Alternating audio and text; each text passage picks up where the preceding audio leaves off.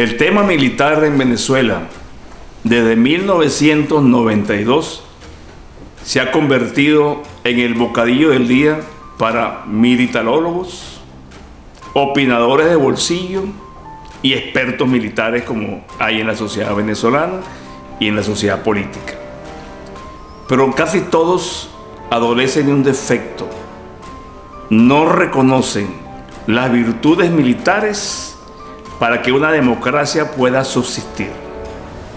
Ergo, la seguridad democrática en Colombia, presidente Uribe, él habla de seguridad democrática, pero involucra a las Fuerzas Armadas como institución del Estado en defensa de la democracia. Resulta que en Venezuela ocurrió lo contrario. Las fuerzas políticas opositoras utilizaron las Fuerzas Armadas para conspirar, lanzar un cuartelazo y después destruirlas. Rafael Caldera, el Tribunal Supremo de Justicia, la Fiscalía de la República, el alto mando militar, los partidos políticos de entonces. De aquellos polvos vienen estos lodos. Y todavía yo escucho, leo con asombro y sorpresa y temor que hay que eliminar las Fuerzas Armadas. Yo me pregunto, ¿es que las Fuerzas Armadas cambiaron su dirección democrática e institucional porque desde el seno militar salió el problema? ¿O es porque sectores importantes de la sociedad civil, medios de comunicación, periodistas, empresarios, partidos políticos, todos, y algunos militares ambiciosos, se dedicaron a construir una matriz de opinión militar para arrastrar el poder político y la democracia en Venezuela, que se perdió en 1993 cuando hacen preso al presidente Carlos Andrés Pérez II. Pero bueno, esa es historia. ¿Qué ocurre ahorita, en este momento? Militares en Cúcuta que desbordaron la frontera, 700, 800, dicen por ahí, un famoso show artístico en un pueblo colombiano de Cúcuta para recoger dinero. Unos militares que en Colombia no pueden pedir armas ni pueden tener armas. Desertores de las Fuerzas Armadas venezolanas no pueden en un tercer país buscar armas y penetrar la frontera, porque ese país está en la obligación de deportar a todos esos desertores si están utilizando armas de combate y armas de guerra en su territorio. Un error político.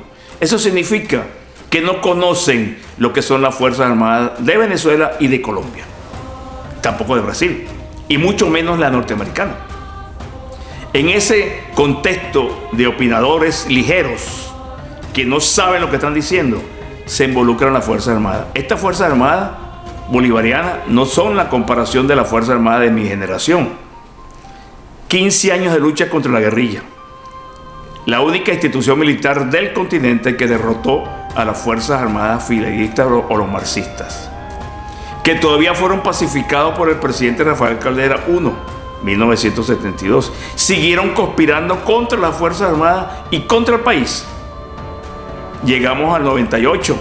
Esos mismos grupos de izquierdosos, socialistas ligeros, socialistas light, opinadores, socialistas como luchadores sociales y no como demócratas, entramos en el gobierno del proyecto del siglo XXI. Durante todo este periodo, esas Fuerzas Armadas, 20 años, fueron convertidas, fueron desnaturalizadas y convertidas en una fuerza represiva miliciana del gobierno de turno, como Fidel Castro en su país, con las milicias marxistas, y como Zamora en 1858 con las milicias zamoranas, que tampoco se recuerdan qué pasó en esa época, algunos. Resulta que estas Fuerzas Armadas no se pueden seguir manipulando como una pelota de fútbol que todo el mundo le da patada y las mueve de acuerdo a sus intereses y de acuerdo al campo o el equipo, el arco donde quieran meter el gol. Las Fuerzas Armadas son institucionales, no pueden moverse ideológicamente, no pueden manipularse ideológicamente como están siendo manipuladas en este momento. ¿Qué se ganó con los militares en la frontera? ayudaron al gobierno, porque el gobierno utiliza ese evento en la frontera, los desertores que fueron llamados y fueron invitados y están ahora ya pasando hambre. No es que yo recomiende o piense que hay que mantenerlos, sino que mi estrategia trazada era que los militares desbordaran la frontera, no para buscar armas y regresar al país, sino había que pensar qué podría ocurrir con esos militares. Y estos diputados, estando yo en el canal CNN en español con un periodista muy reconocido llamado Camilo, yo observé por casi 40 minutos las entrevistas la noche anterior en Cúcuta. Gaby Arellano, Olivares y 2 o 3 más, con una garantía y con una seguridad que la ayuda humanitaria iba a pasar. ¿Qué pasó? ¿Qué pasó con el discurso? ¿Qué ocurrió con los militares? ¿Dónde está la rendición de cuentas? ¿Dónde está la explicación de qué ocurrió? ¿Qué estuvo planificado y por qué no se cumplió? Nosotros los venezolanos y ustedes los militares no se pueden prestar y continuar trabajando por puntadas individuales de personas que no tienen claro para qué es la institución militar y cómo se puede manejar la institución militar. Ese es uno de los graves errores que le achacan a los militares. Para poner otro ejemplo más delicado, más grave, durante 40 años, la Fuerza Armada en la democracia no hubo política de seguridad de Estado, no hubo política de seguridad de defensa. La política de seguridad la dirigía cada presidente con su equipo de asesores, generalmente civiles desconocedores de la opinión militar, que jugaban dominó con militares e iban a las unidades militares a conversar con los jefes militares. Pero de política de Estado, de política de seguridad nacional, de política de seguridad y defensa, no había y no hubo. Se lo digo porque yo fui director del Instituto de Altos Estudios de la Defensa Nacional durante 3 años y no encontré vestigios, ni páginas sueltas, ni desechos de leyes que indicaran esa política. La culpa de lo que ocurre en los militares es, como decía mi abuelo, esa persona es más peligrosa que un mono con un revólver.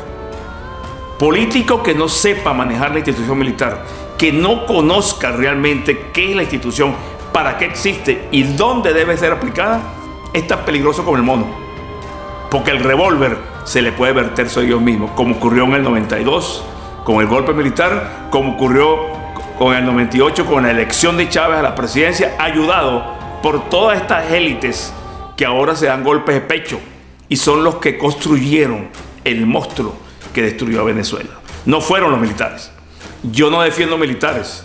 Yo le cargo a los militares la responsabilidad que les corresponde, a los jefes militares, a los ministros de defensa, generales y almirantes, desde el 98 hasta el presente, que han contribuido a la traición a la patria, a entregar al país y a permitir que fuerzas militares extrañas y paramilitares funcionen, asesinen y destruyan el patrimonio nacional. Dios y patria.